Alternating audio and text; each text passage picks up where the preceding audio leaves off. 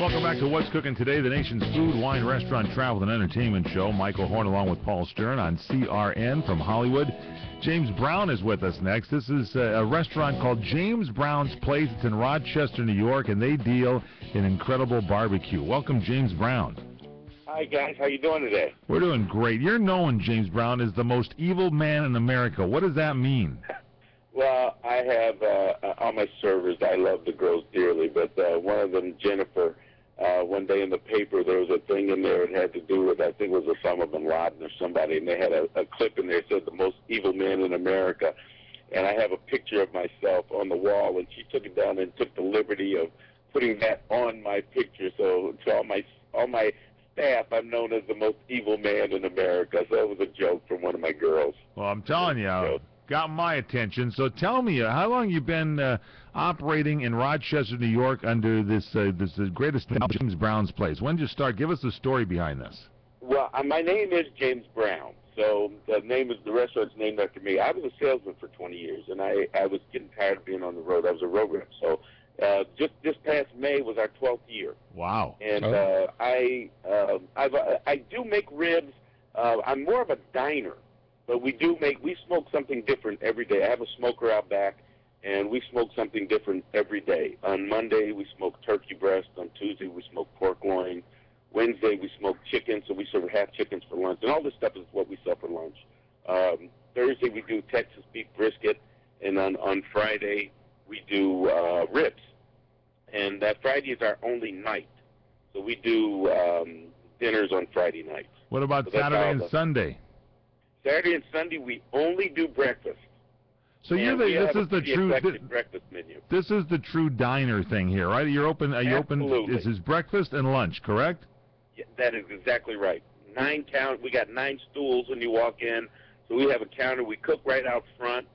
It's just like going to Mayberry. I love this. I love it. Okay, so you say you do something special for breakfast, a special menu. What's on the breakfast menu? Well, we do. We have a special menu that comes out. I change every week. Wow. And we have. We do a different breakfast sandwich. We come up with about 12 different breakfast sandwiches. So everything is on a rotating basis. And I tell people this, and no one ever believes it. But I've come up with, and I've stolen from other restaurants. We do about 92 different versions of Eggs Benedict right now. 92 different versions? Oh, Like, give me an example of some of them. What do you mean different? How do you do them different? Well, we came up with one of our own is when we do the smoked pork, what we also do up here, we have a big Latin population. We make Cuban pork. And so what we did is you take English muffins, toast those, you put sliced pork loin on top of that, top that with poached eggs, and then we make a tomato hollandaise sauce. Yum. And we pour that over. So we do about, it's hard to remember now. We do about 7 or 8 different types of hollandaise. We do a pesto hollandaise, a chipotle hollandaise, an orange chipotle. And so we use all of those on the different Eggs Benedicts. So the way we do it is, on my rotating basis, on any given weekend, you have your choice of about 7 different Eggs Benedicts. So through my list of 92, I'll go through and pull 2 every week. And then I have 5 that are standard that we run. So then you always have 2 of the new ones coming in.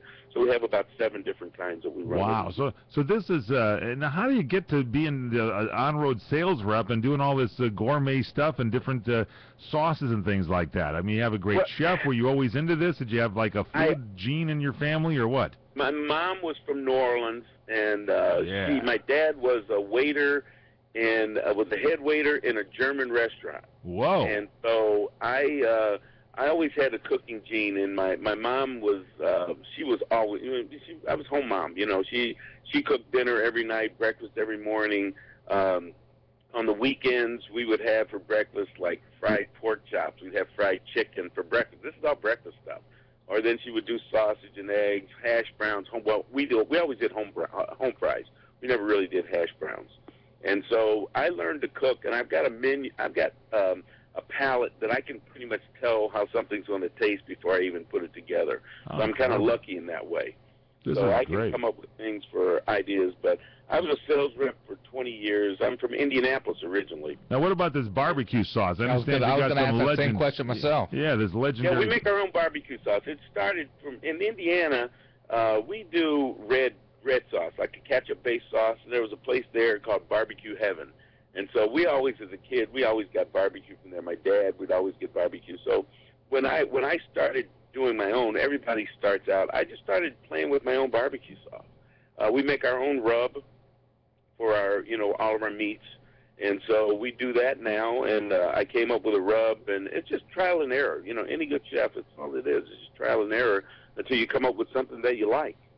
And so that's what we do now. And so the barbecue sauce is basically one that I've come up with, and it's been over the last probably 15, 16 years. And every year on Memorial Day, this all started in my backyard with 4 guys. I started barbecuing, and so this year we ended up having about 250 people.